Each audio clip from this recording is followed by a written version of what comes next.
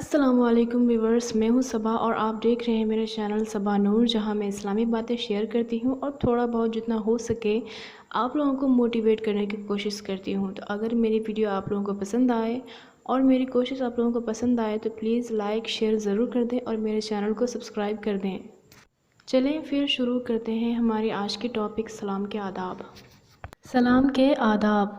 خلوص و محبت کے اظہار کا ایک طریقہ سلام کرنا بھی ہے۔ اس سے تعلقات استوار ہوتے ہیں اور آپس میں محبت بڑھتی ہے۔ دنیا کے مختلف ادیان و ملل میں سلام کے مختلف طریقے رائج ہیں۔ مثلاً کچھ لوگ ہاتھ جوڑتے ہیں، کچھ پاؤں چھوتے ہیں، بعض رکوع کی حالت میں چلے جاتے ہیں، کہیں لوگ ہاتھوں کو سر پر سیدھا کھڑا کر لیتے ہیں، کہیں دل پر ہاتھ رکھ کر اظہار عقیدت کیا جاتا ہے۔ اسلام جس طرح اپنی سادگی اور اپنے فطری طریقوں میں دوسرے مذاہب میں ممتاز ہے، اسی طرح وہ سلام کے معاملہ میں بھی منفرد ہے۔ اسلام ہمیں بتاتا ہے کہ جب تم اپنے کسی مسلمان بھائی سے ملو تو اسے السلام علیکم کہو اور سلام کرنے میں پہل کیا کرو۔ چنانچہ نبی کریم صلی اللہ علیہ وسلم کا طریقہ تھا کہ راستے میں چلتے پھرتے لوگوں کو سلام کرنے میں پہل کرتے۔ اگر بچے کھیلتے ہوئے مل جاتے تو آپ صلی اللہ علیہ وسلم انہیں بھی سلام کرتے اور جب گھر تشریف لاتے تو گھر والوں کو سلام کرتے۔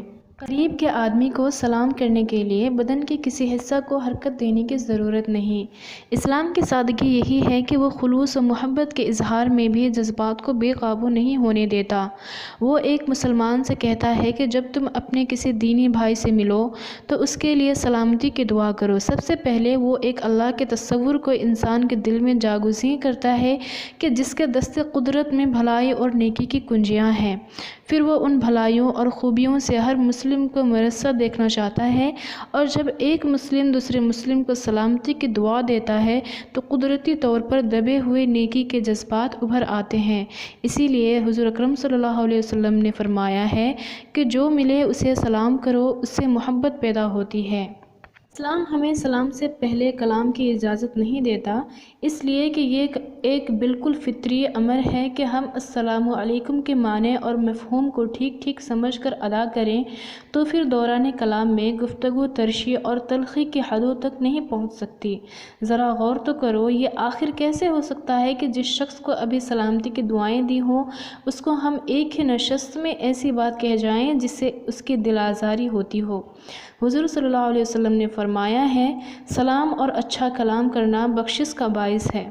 یہ بخشش ایک مسلمان بھائی کی ہمدردیوں کے حاصل کرنے کی صورت میں بھی ہے اور اللہ کی خوشنودی حاصل کرنے کی صورت میں بھی ہے۔ سلام کی عمومیت ہمیں بتاتی ہے کہ سلام کیے جانے والے کو نہ صرف اس کی سلامتی کی دعا دی جاتی ہے، بلکہ ہم اس کے کاروبار، اس کی بیوی بچوں، اس کے گھر بار، کھیت کھلیان، پالتو جانور، نوکر خادم، غرض ہر وہ چیز جو اس سے تعلق رکھتی ہو، ان سب کو اس دعا میں شامل کر رہے ہیں۔ اسی طرح جب سامع جواب دیتا ہے تو گویا وہ خیر و برکت اور سلامتی کے بیش بہا خزانے کو سلام کرنے والے کے جملہ متعلقین پر نچھاور کرتا ہے۔